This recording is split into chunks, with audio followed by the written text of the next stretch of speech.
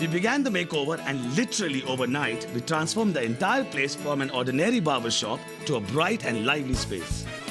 I need another poster now. We covered the walls, floor and ceiling with an array of colorful posters, images of gods and goddesses and Bollywood actors, all purchased locally. We will need many more of these lights, huh? Okay.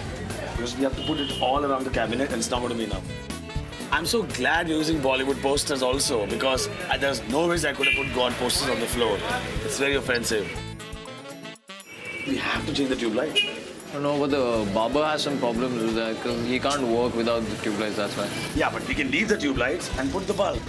We must not forget to put posters here, huh? This has to be covered. It's very, very old.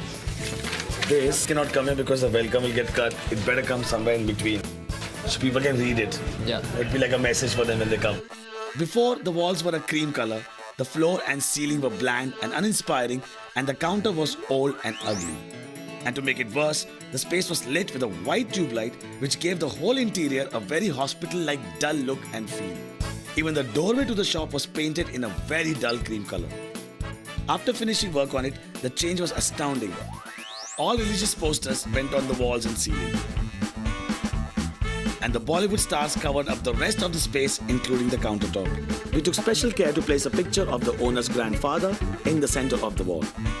In addition, we installed a warm yellow bulb and switched off the glaring white tube lights, and I'm really happy with the results. The bulb illuminates the colorful posters in a really nice way and makes the place much more vibrant and cheerful.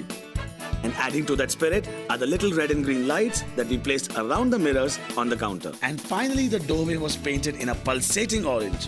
We glued lovely hearts and little feet of goddess Lakshmi, which are symbolic of good luck.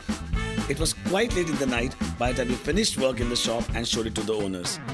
Despite that, there was an enthusiastic crowd who had gathered outside to see what the shop now looked like.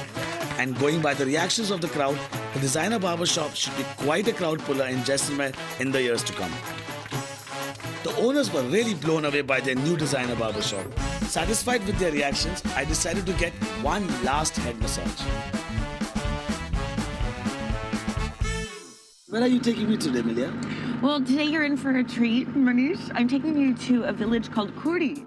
Kuri is a small village which has retained much of its traditional Rajasthani flavor. Most of the houses are made of mud and have traditional motifs painted on them. In the backdrop lie undulating golden sand dunes. I was very excited about being here and asked Milia if there were any special customs I should be aware of. Well, this is a Muslim household, so it would be very nice and appreciated if we could greet these women in the traditional Muslim greeting. Salam alaikum. Exactly. Salam alaikum. Maalaikum salam. Lots of colors. During the day, a few women gathered here to work. They made clothes, mats and various other things. I love the fact that they use such amazing fluorescent colors. I spotted a really nice accessory. The villagers used it as a keyring. But one of the women suggested that I should use it to decorate my camera strap. You're gonna start a new trend with that. I know, and another trend I'm going to start is by dressing you up. Oh wow. You want to try it on top of this? Sure.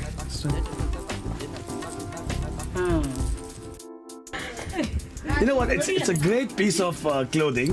What embroidery wise, but otherwise, you know, like fit wise, you really have to do corrections. But I guess they're not pattern makers, you know. Some of the kurtas they made were really loud and funky. Amazing metallic sheen fabrics, the brightest colors, crazy prints, rickrack trimmings reminiscent of the 60s, and stuff jazzy enough to be worn to a full-fledged disco party. It was now time to get down to business. I got down to taking the pictures, from the totally striking raw desert beauty to the old lady weathered by life. Each one's face told a different story. This one has a stunning face, though she's really shy, but her expressions are captivating. I think she's very aware of her looks. Very nice. After getting the pictures I needed, we thanked the women for all the time they spent with us, and Milia and I headed back to Jaisalmer. And yet to come, the desert journey, the photo shoot, festivities and the London Fashion Week.